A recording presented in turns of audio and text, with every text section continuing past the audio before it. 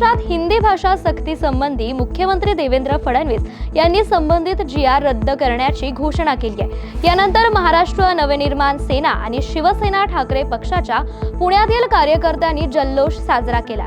हा विजय राज ठाकरे किंवा उद्धव ठाकरे यांचा नाही, तर हा विजय संपूर्ण मराठी जनतेचा आहे असं सांगत महाराष्ट्राच्या हितासाठी राज ठाकरे आणि उद्धव ठाकरेंनी एकत्र यावं अशी भावना यावेळी कार्यकर्त्यांनी व्यक्त केली आहे।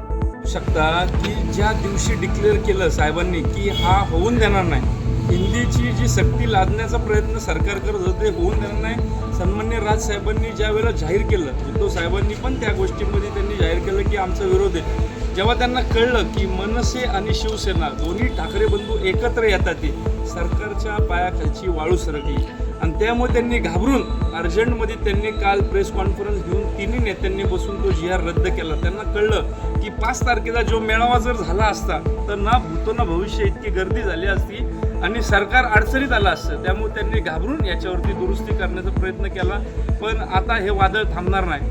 तुम्हाला सांगतो, महाराष्ट्रामध्ये प्रत्येक मराठी माणूस पेटून उठलेला आहे। सगळ्यांना संपूर्ण विश्वास या दोन्ही ठाकरे बंधूंवरती आहे। तर महाराष्ट्रामध्ये ठाकरे नावाचं वादळ येण्यापासून कोणी आता कार्यकर्ता म्हणून आमच्या सर्व कार्यकर्त्यांची इच्छा आहे की उद्धव साहेब राजसाहेब एकत्र यावे। बाकी सर्वस्वी निर्णय मोठे नेते ते वरिष्ठ लेवलला घेत असतात, पण ते दोघं एकत्र आले तर पुण्यामध्ये, मुंबईमध्ये, महाराष्ट्रामध्ये एक खूप चांगलं वातावरण निर्माण होईल। लोकांना आजच्या घडीला एक चांगला सक्षम विरोधी पक्ष हवा आहे, जो या सरकारला जबाब विचारू शकतो, जो या सरकारच्या अंगावर जाऊ शकतो।